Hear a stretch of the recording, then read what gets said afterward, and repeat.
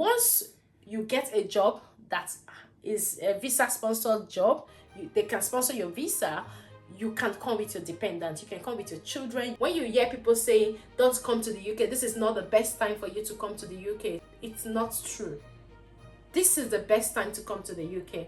If you have not started your journey, this is the best time to start your journey.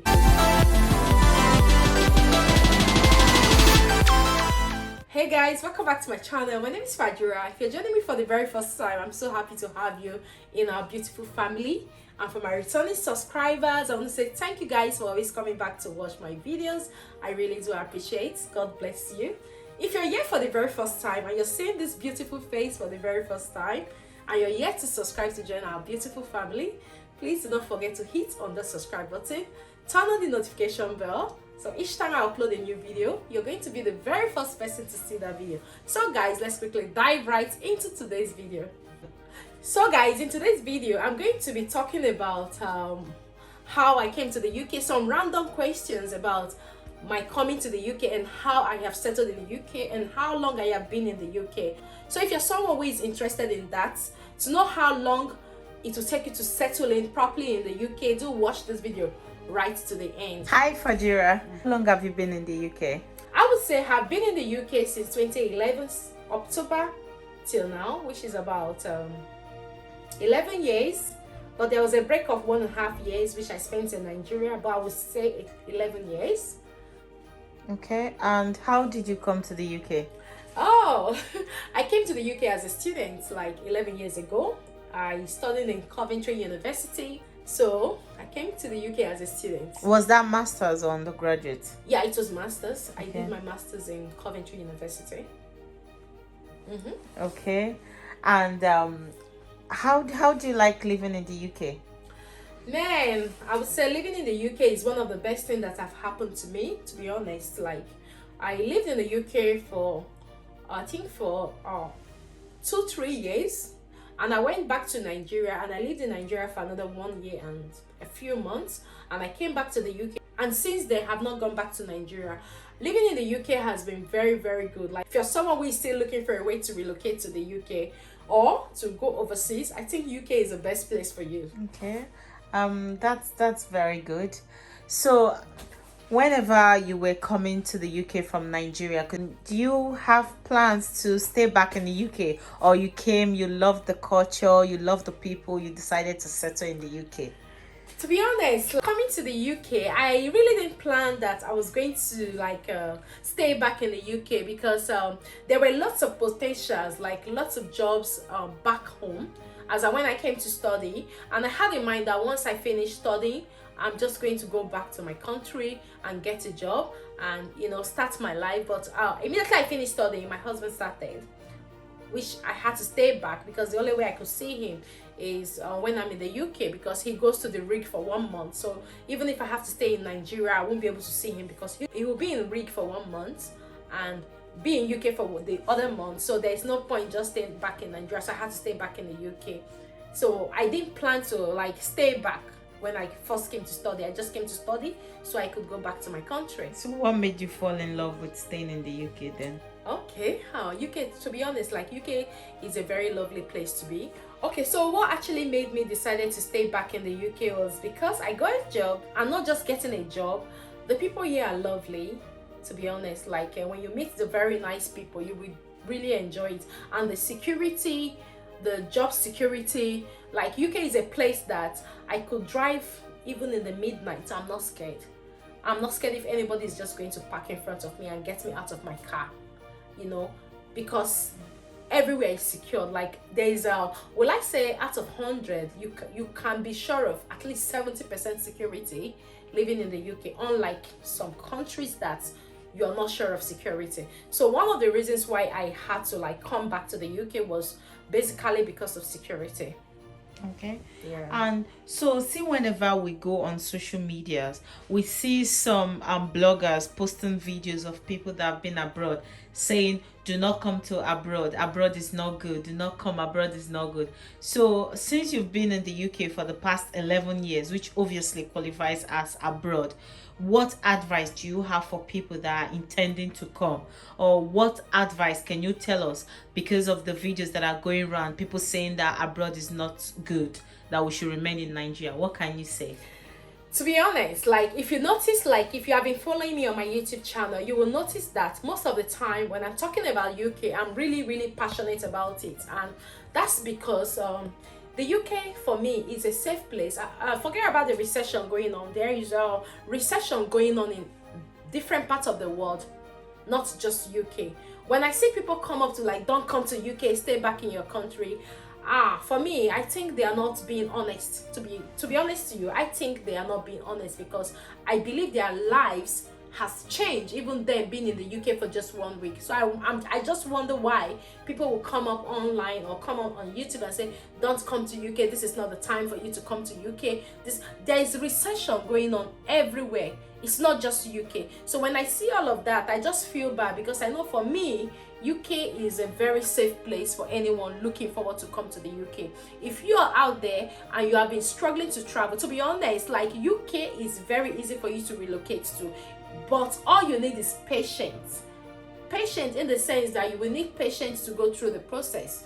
You don't just wake up in the morning and see yourself in the UK. You will need patience to go through the process. So if you're still looking out for UK, if you still want to be in the UK, talking from my experience in the past 11 years, UK is a very calm, loving place that you will want to be with your family, especially to raise your kids. So I don't know what those people are talking about. The bloggers that said don't come to UK, stay back in Nigeria. For me, Nigeria is my country. I'm so proud to be in Nigeria, but I don't think I really want to raise my kids in Nigeria, which is why I had to stay back. So don't get discouraged when you hear people saying don't come to the UK. This is not the best time for you to come to the UK. It's not true.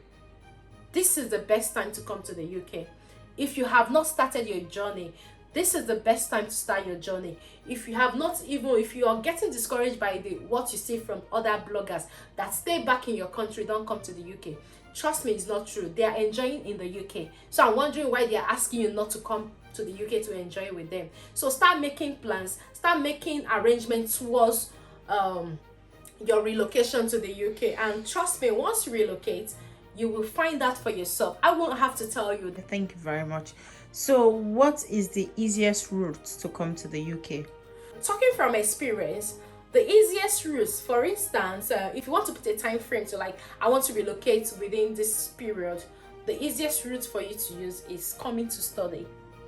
But if you are just there and you're out there like, oh, I want to relocate to the UK whenever, then you have to be on the internet searching for a job. Coming to study could be expensive, but at the same time is the easiest way. Like when I mean it's the easiest way, because now once you study in the UK, you get a PSW, which is post-study visa. Once you get the post-study visa, you also, for 2 years before the post-study visa expires, you're sure of getting a job with tier 2 visa sponsorship. And once you get that job and you're in that job for 5 years, you're sure of getting your indefinite leave to remain if you come as a student. It's kind of a longer route to settlement, like having your British citizenship, but at the same time is the easiest route to come with. But if you're coming as a skilled worker, is an easiest route to settlement, which is if you have a sponsor that is willing to sponsor you for 3 years or for 5 years. After that sponsorship, you're going straight to indefinite leave to remain. But for you to get a skilled worker visa, you have to be consistent in your job search. So it's less expensive, but it could take longer than when you expected if you're coming as a skilled worker. But if you're coming as a student, you're sure of when you're going to be in the UK, but you may end up spending more money than coming as a skilled worker. So I will always advise that if you want the easiest way and you have some good money, come to the UK as a student. But if you're not sure of a particular amount in your account, then you can start looking for a job so you can relocate to the UK through skilled worker visa, which is a tier 2 visa sponsorship. So, see, from whenever you were talking about the route to come to the UK, you mentioned about coming here with a job. So, do you think it's easy to be in Nigeria and get a job in the UK? Yes. Each time I post a lot of testimonies on my channel, saying, telling people how many people have gotten a job, out of 100%, 60% are Nigerians. A lot of Nigerians have gotten jobs, especially healthcare jobs. In as much as Nigeria is on the red list, still companies are still recruiting people from Nigeria. So a lot of people have gotten jobs from Nigeria. So it's still very easy. But at the same time, you have to be patient. Not only being patient, you have to be consistent as well in your job search. You were just telling me about coming to the UK. So you made mention of through the care visa. So if you don't want a care job and you need a professional job from Nigeria to the UK, so are you telling me that there are other opportunities apart from care job, or care job is the only way to come to the UK? There are lots of opportunities, not just care jobs. People have gotten professional jobs from Nigeria, especially if you are into IT, business analyst, data analyst, BA. Lots of companies are looking for software engineers. They are even willing to sponsor your visas from overseas. So even if you're looking for a job in the UK and you're not looking for a healthcare job, you just have to be consistent in searching for the professional job you want, and definitely you will see. You can register with job site like Indeed, you can register with Glassdoor, you can register with Adzuna, you can also register with CV Library. I still get notifications for job with visa sponsorship from all of these websites. So if you want to really look for a job, if you're a professional, you want to look for a job, I would say build your LinkedIn profile as well, and also be searching from LinkedIn, and also register with all of these job sites. It's quite easy. But like I said, you have to be consistent and you just have to keep searching for job. Okay. So this job, whenever you get the job, I don't mean the care job, and you're coming and you've got families, do they sponsor families to come over to the UK? Yeah, like when you get a job, well, that is willing to sponsor your visa, automatically you can come with your family.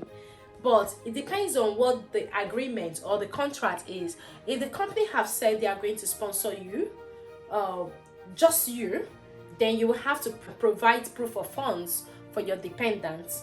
But if the company have said they are going to sponsor your whole family, they are going to provide the proof of funds for your whole family, then it will be written on your certificate of sponsorship, and all you need to do is just to take your family to the embassy for visa, and that's it. But once you get a job that is a visa sponsored job, they can sponsor your visa, you can come with your dependents, you can come with your children, but you just have to prove your relationship with them, which for your spouse you can use your marriage certificate, and for your children you can use their birth certificate. So it's very easy for you to come with your family, and that's it. Okay. And so these jobs that you're talking about, when we are applying for this job, how do we know the ones that offer visa sponsorship? Or we just go ahead and apply, then maybe go through the whole interview processes, and when we pass the interview we ask the company if they sponsor? Or whenever we apply, there is something to know that, okay, this particular company does sponsorship or they don't. So how do we know that this company offers sponsorship? Okay, first thing you have to do is, once you're registered with a job site, let me use Indeed as an example. If you're registered with Indeed, so when you're searching for a job, you put jobs with visa sponsorship.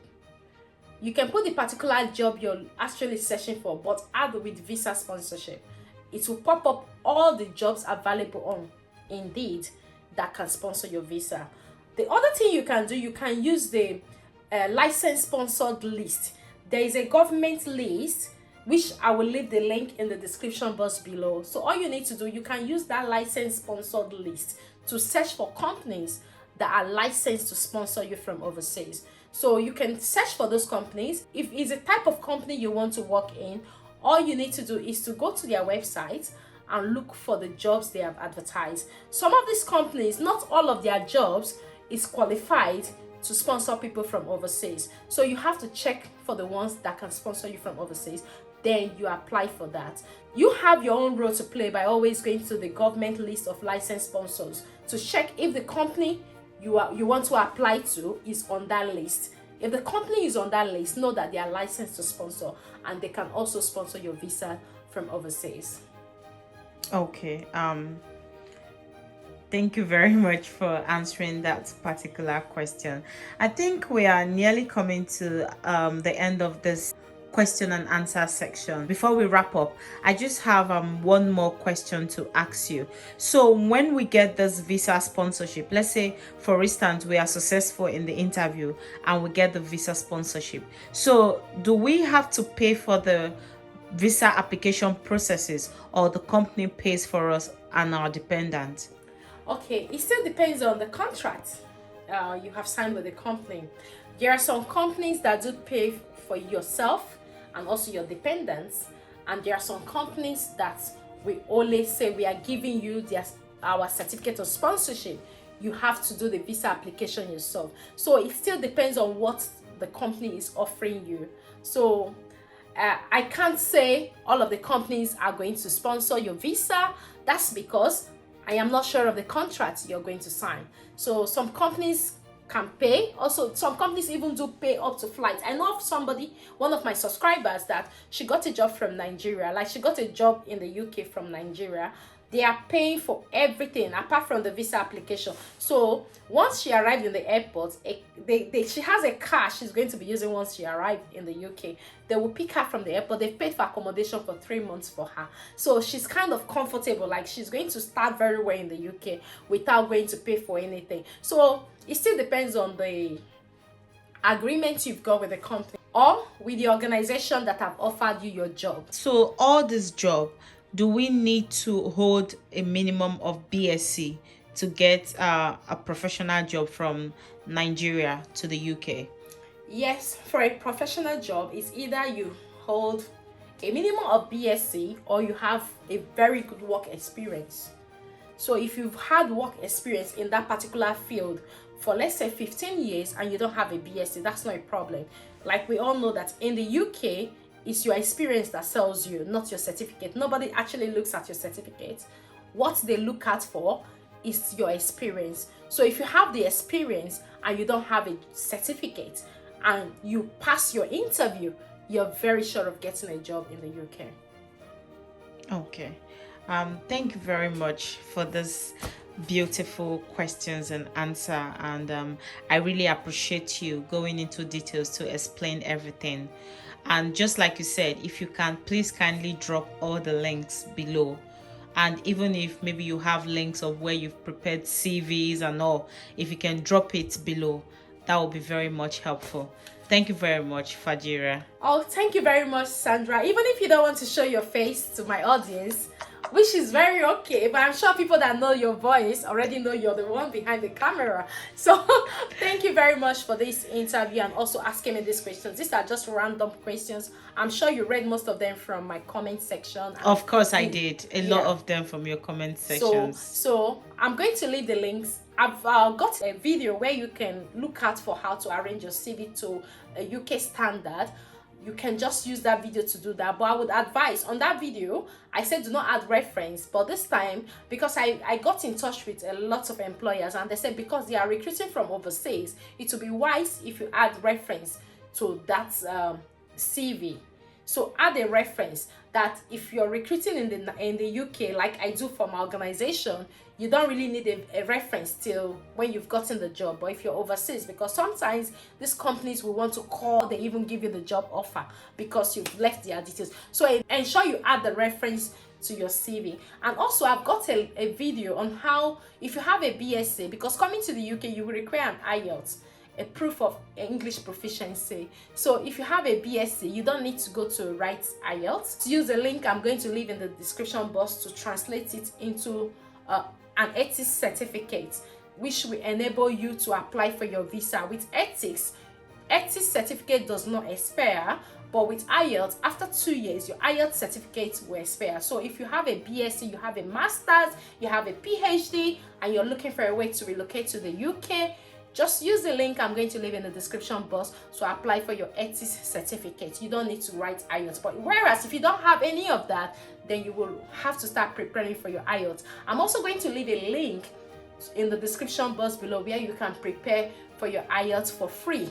So click on the link and prepare for your IELTS and register with the job sites like I said and start applying for jobs. So thank you very much, Sandra, for this question and answer. It wasn't prepared, but I hope you will find this helpful as well. So thank you for answering most of the questions, and by the way, you look so beautiful. Oh, thank you. So guys, we've come to the end of this video, and if you have watched this video till now and you find this video very helpful and you're yet to subscribe to join our beautiful family, please click on that subscribe button, turn on the notification bell, so each time I upload a new video, you're going to be the very first person to see that video. But before I go, guys, share this video with your friends and loved ones and help me get to 30k. So guys, thank you very much for watching, and bye bye for now. I love you.